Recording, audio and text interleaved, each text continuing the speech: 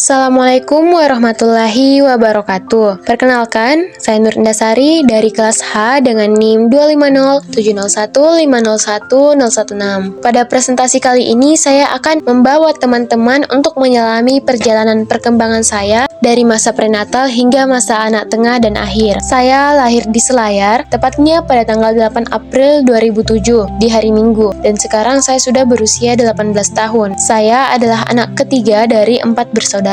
Mengenai tentang hobi, saya hobi membaca buku, olahraga, dan mendengarkan musik. Saya lahir dari seorang ibu yang sangat penyayang dan sangat perhatian yang bernama Ramlah, dan dari seorang ayah yang sangat menyayangi serta bertanggung jawab atas saya dan keluarga saya yang bernama Patanurung. Melalui tugas ini, saya ingin memahami kembali bagaimana perjalanan kehidupan saya terbentuk dari berbagai proses perkembangan. Jadi ternyata kita itu tidak hanya tumbuh secara fisik, tapi juga berkembang secara kognitif, sosial, emosional, dan moral. Saya berharap video ini bukan hanya menjadi penugasan akademik, tapi juga menjadi proses refleksi yang membuat saya bisa mengenal diri saya sendiri dan menghargai perjalanan yang sudah saya lalui bersama orang-orang yang merawat saya sejak kecil. Serta saya ingin mengetahui bagaimana hal tersebut membentuk diri saya yang saat ini. Sumber informasi saya peroleh melalui wawancara dengan ibu dan kakak saya. Dokumentasi yang saya gunakan yaitu foto-foto bayi, foto TK, dan foto SD yang saya dapatkan melalui album keluarga dan dokumentasi yang masih saya simpan di galeri HP. Mengenai tantangan pengumpulan data, beberapa dokumentasi masa kecil saya itu sudah tidak terlalu lengkap dan beberapa peristiwa tidak lagi diingat secara detail oleh ibu saya. Masa prenatal dan kelahiran. Ibu saya menjalani masa kehamilan dalam kondisi fisik yang sehat tanpa mengalami ngidam yang spesifik ataupun gangguan kesehatan lainnya. Nutrisi ibu saya juga terpenuhi karena beliau rutin mengonsumsi makanan bergizi seperti buah, sayur, dan sumber protein. Ibu saya juga rutin melakukan kontrol kehamilan di Posyandu karena kebetulan Posyandunya itu dekat dari rumah saya, dan juga sempat menjalani pemeriksaan USG di rumah sakit untuk memastikan perkembangan janin berjalan dengan normal. Selama masa kehamilan, ibu saya tidak mengalami komplikasi ataupun stres yang berat, sehingga perkembangan saya dalam kandungan berlangsung dengan baik. Saya lahir secara normal dengan berat 3,9 kg dan panjang sekitar 53 cm, yang termasuk kategori bayi yang sehat menurut standar World Health Organization.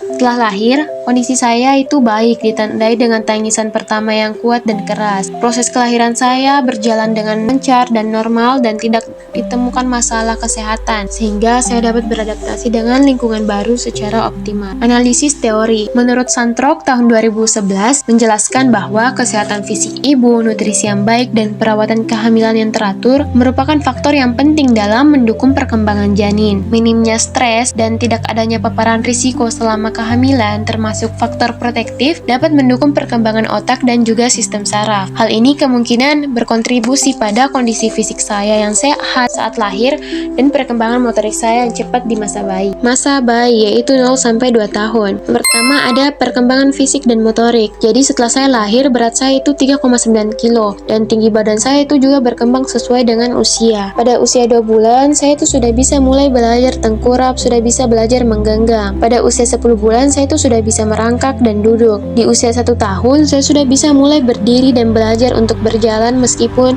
masih dengan bantuan. Ibu saya bilang saya itu tumbuh dengan sehat, jarang sakit, rutin diajak imunisasi, dan rajin kontrol ke Posyandu karena kebetulan Posyandunya juga dekat dari rumah. Menurut Santrok 2011, perkembangan motorik bayi itu sangat dipengaruhi oleh kematangan otot, kesempatan eksplorasi, dan stimulasi dari lingkungan. Selanjutnya yaitu perkembangan kognitif. Ibu saya bilang saya tuh cepat merespon suara, mengenali wajah, dan tertawa saat diajak bercanda. Saya menunjukkan rasa ingin tahu terhadap benda baru seperti memukul mainan dan menggigit benda. Ini tuh menggambarkan perkembangan tahap sensori motor menurut Piaget, yaitu ketika bayi sudah bisa belajar melalui sentuhan, gerakan, dan pengalaman langsung. Menurut Elsa Bach pada tahun 2020 menjelaskan bahwa respon cepat terhadap rangsangan sosial merupakan indikator awal dalam perkembangan kognitif yang baik. Selanjutnya Selanjutnya ada perkembangan bahasa. Jadi saya itu dari cerita mama saya itu termasuk anak yang cepat berbicara. Dan kata pertama saya itu adalah mama. Saya juga sering mengoceh, meniru suara dan tertawa jika ibu saya memanggil dengan suara yang lucu. Ibu saya juga sering berbicara sambil menggendong saya yang membantu perkembangan bahasa saya. Ini itu selaras dengan perkembangan saya karena ibu saya sering mengajak saya berbicara sejak kecil. Menurut penelitian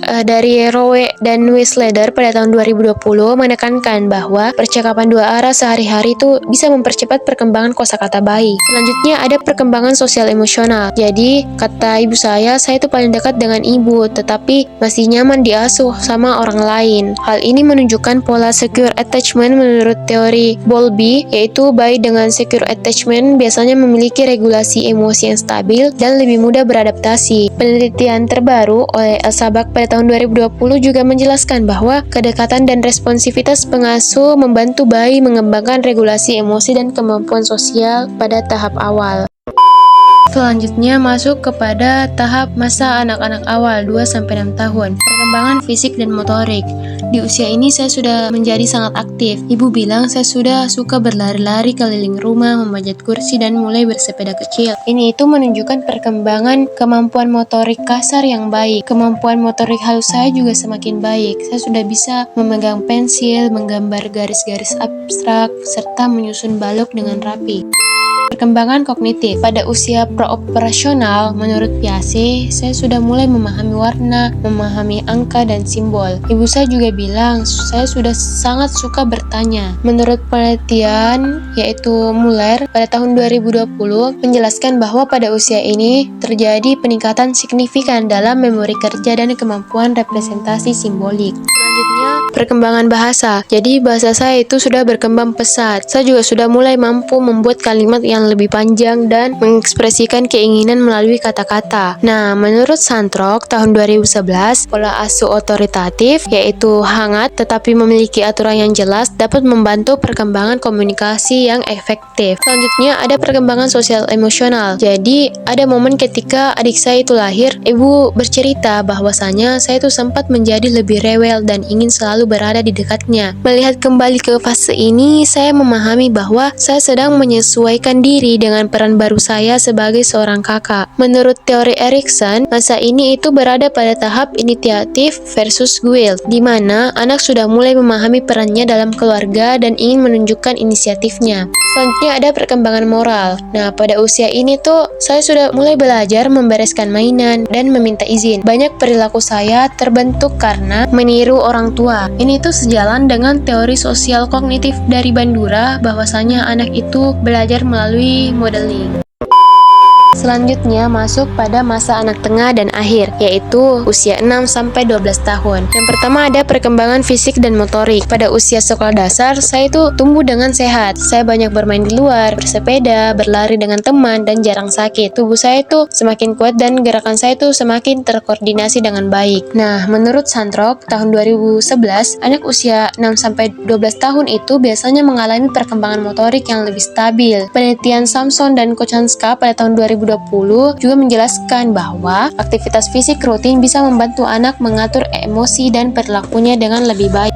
Selanjutnya ada perkembangan kognitif. Nah, di sekolah itu saya sudah menunjukkan prestasi yang baik. Saya cepat memahami pelajaran, senang membaca cerita, dan mampu mengikuti instruksi dari guru dengan baik. Saya mulai belajar menyelesaikan soal-soal matematika sederhana dan berpikir lebih logis. Ini itu sesuai dengan tahap operasional konkret dari Piaget yang mengatakan bahwa kemampuan berpikir logis yang mulai berkembang. Penelitian lain dari Samson dan Kochanska tahun 2020 juga menjelaskan bahwa pada masa ini penting sekali untuk perkembangan kontrol diri dan kemampuan dalam menyelesaikan masalah. Selanjutnya ada perkembangan bahasa. Jadi kemampuan bahasa saya itu juga semakin meningkat. Saya mulai lancar membaca di depan kelas, menulis cerita, dan menjelaskan pendapat saya dengan lebih jelas. Menurut Santrok 2011, perkembangan bahasa anak itu sangat dipengaruhi oleh kegiatan sekolah dan membaca. Penelitian lain oleh Rowe dan Wiesleder pada tahun 2020 mengatakan bahwa interaksi bahasa di sekolah dan rumah dapat dapat membantu memperkaya kosakata anak. Lalu ada perkembangan sosial emosional. Jadi saya tuh sudah mulai mudah berteman, suka bekerja sama dalam kelompok, dan sudah mulai percaya diri ketika diberikan tugas. Pujian dari guru saya itu membuat saya merasa lebih mampu dan ingin menjadi lebih baik lagi. Ini sesuai dengan tahap industri versus inferiority dari Erikson, yaitu anak merasa bangga ketika mampu melakukan tugasnya. Penelitian lain dari Grow et al. Tahun 2021 menemukan bahwa dukungan dari teman dan guru itu bisa membantu anak mengembangkan rasa percaya dirinya dan emosi yang lebih stabil. Lalu ada perkembangan moral. Nah, di usia ini saya sudah mulai patuh aturan, bukan hanya karena takut, tapi karena saya merasa itu hal yang benar. Saya sudah mulai belajar tanggung jawab seperti mengerjakan PR tepat waktu atau meminta maaf jika saya salah.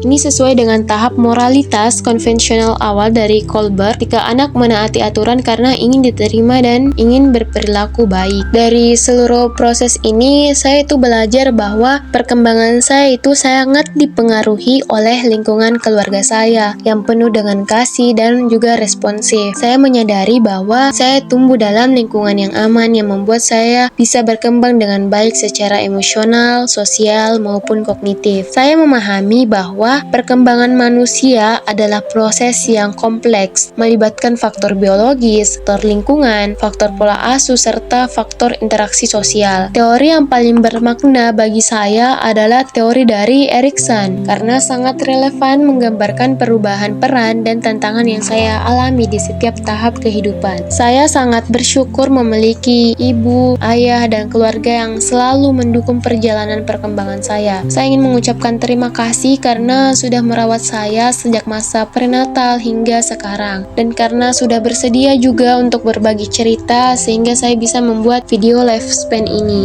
Terima kasih banyak kepada teman-teman yang sudah menonton video ini hingga selesai. Semoga pengalaman saya dapat memberikan gambaran bagaimana teori-teori perkembangan dapat diterapkan dalam kehidupan nyata. Pada slide terakhir ini saya mencantumkan daftar pustaka berupa satu buku Santrok dan beberapa jurnal lainnya yang mendukung analisis perkembangan saya. Sekian dari saya. Wassalamualaikum warahmatullahi wabarakatuh. Sleeping in my bed.